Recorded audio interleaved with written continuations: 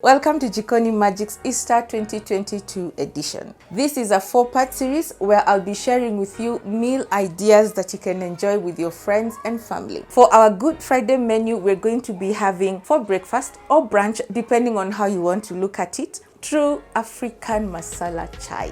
That chai that has boiled in your sufuria, things marry until they mature together and produce something very nice. Then we're going to be having home fries, avocado on toast. We're also going to be having pan-fried sweet bell peppers. Then our usual suspects are not going to be missing from the plate. For those of us who love to indulge in them, we're going to be having sausages, eggs, and bacon.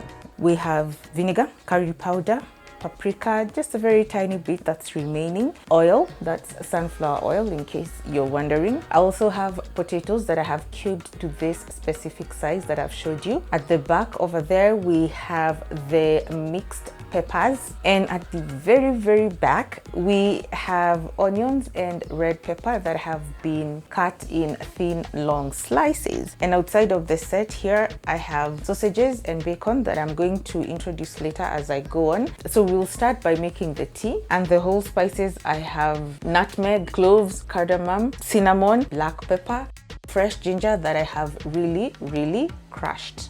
This is going to take a while.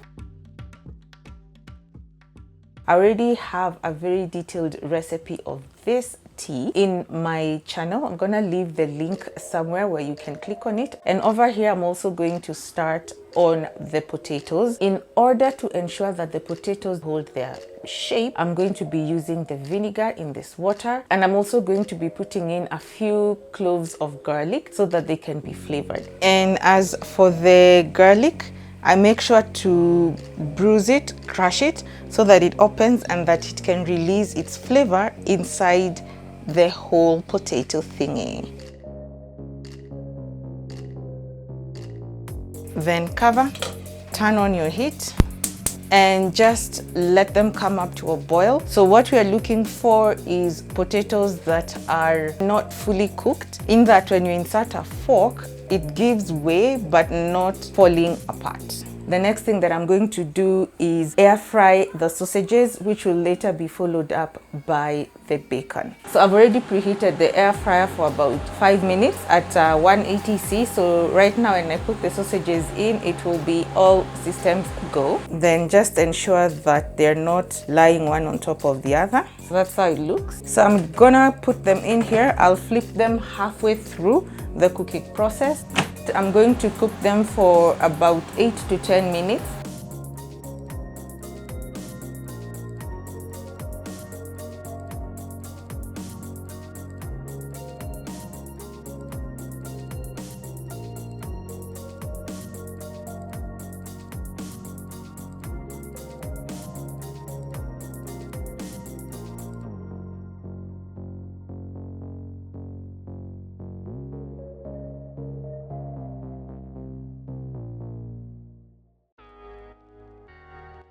So the next thing we're going to do is add some sunflower oil to the pan, followed by butter, because I mean everything tastes much better with butter. And next, throw in the onions, let them cook until just translucent. I'm not after giving the onions any color. Then after that I'm going to throw in the red bell peppers, and then once they are heated through and they just start softening, I pull them out, and that's it. Now moving on to the potatoes, I've already drained them, and then next I'm also going to put in sunflower oil, add butter again as usual. It makes everything so much better. So once you're satisfied that a good crust has formed at the bottom, come and turn them over. You could also toss them if you are so inclined.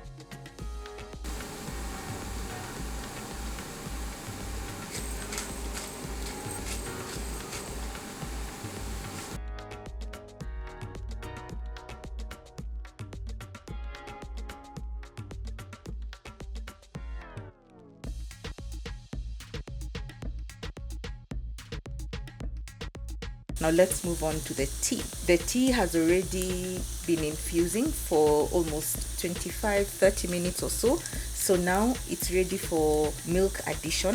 If you add milk before your ginger has cooked through, the milk will most likely split. I'll also be adding sugar because in my family we all take sugar, so that's not a problem. If all the people that are in your group that you're catering for do not take sugar, don't add it in your tea.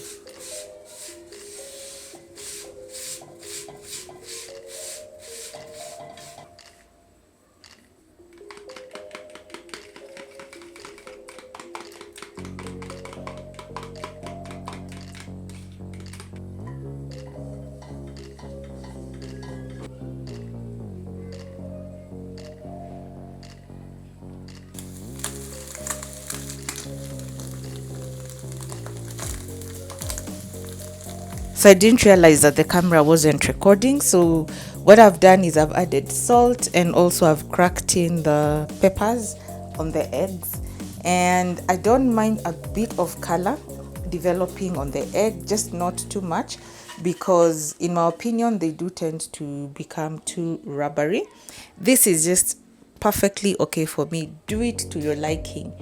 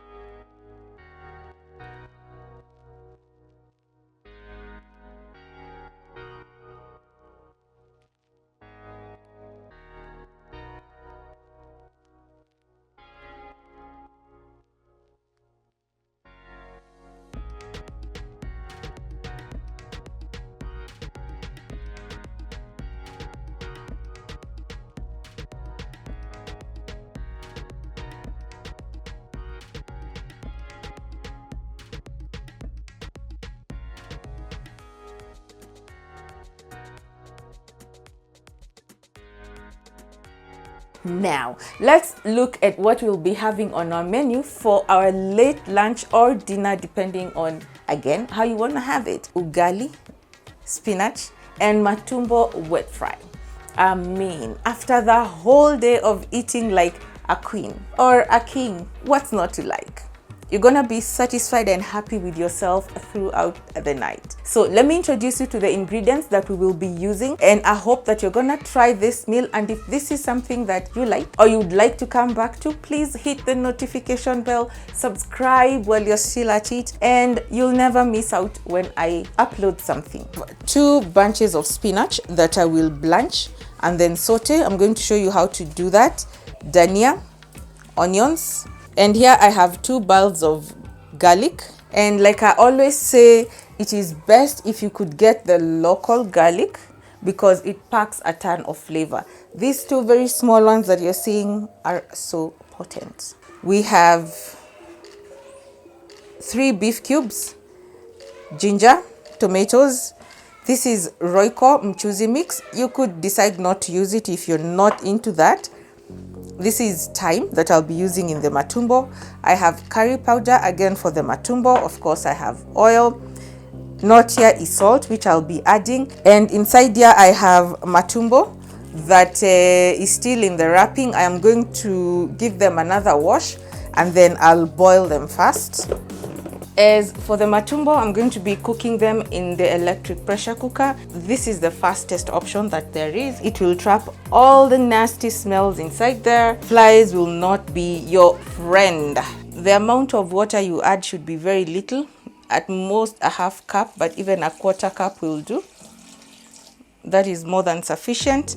It's going to be just to build the steam and for the pressure to build, and then your matumbo are going to cook perfectly. So I'll be cooking these matumbo for 40 minutes only, and they should be tender. I'll show you the results after we are done. So blanching usually takes about 2-3 minutes. Once the water comes back up to a boil, you're usually done. You don't have to keep them in there for much longer. So one good thing about blanching is it retains the good color of your green vegetables, and then again the shocking and all that retains the nutrients. So once it comes back up to a boil, 2-3 minutes like I said, and fish them out. If you have ice water, the better. I'm using cold water so you won't end up with overcooked green leafy vegetables. So I'm doing this in batches. You do not want to overcrowd your sufuria, because if you do too many at once, the bottom ones will end up overcooking and the top ones will not cook at the same rate. So I've already added the oil in the wok and also in the sufuria over here.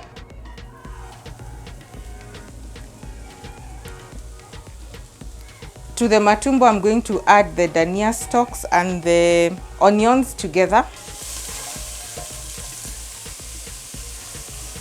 So for the spinach, once the onions turn translucent, the next thing I'm going to do is just add in the spinach. Once they cooled down sufficiently, what I did was squeeze out the excess water, chop them up into the sizes that we like. To the matumbo, I'll be adding curry powder, 2 teaspoons, thyme, ginger garlic that I have finely minced, and then I'll crack some fresh pepper.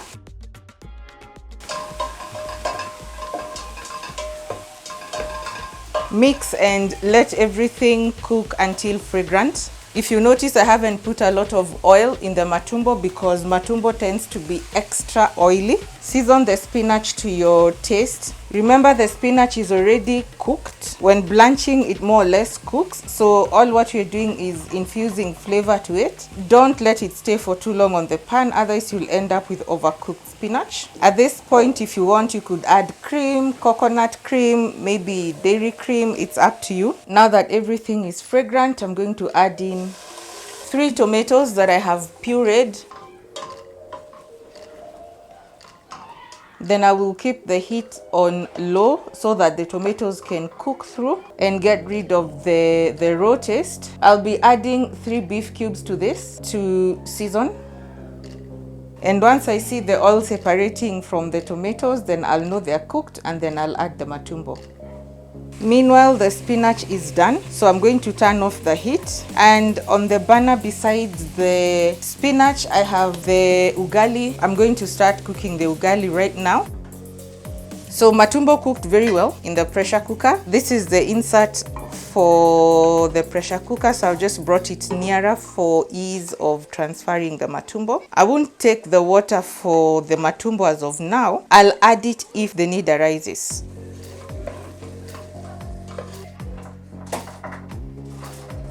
Of course, taste for seasoning, see if you like it or not. So I'm going to cover this so that it can simmer and absorb all the flavors that are in the sufuria. As a finishing touch, the dania. And my matumbo wet fry is ready. If you want to make it thinner, add more stock from the water that you used to boil the matumbo. Now let's go ahead and serve the food. I absolutely love playing up my ugali the way I serve it. It doesn't have to be boring every time you serve it. So in this instance, I've decided to use a cookie cutter and have the pieces be flowery shaped. It's very exciting, especially for the children. Before you leave, please make sure that you watch the rest of the episodes in the Jikonimagic's Easter 2022 edition. As I always say, please keep it locked. Let's meet again the next time when you're cooking for our Saturday meal. In the meantime, let me enjoy this meal that I have labored over. Bye bye.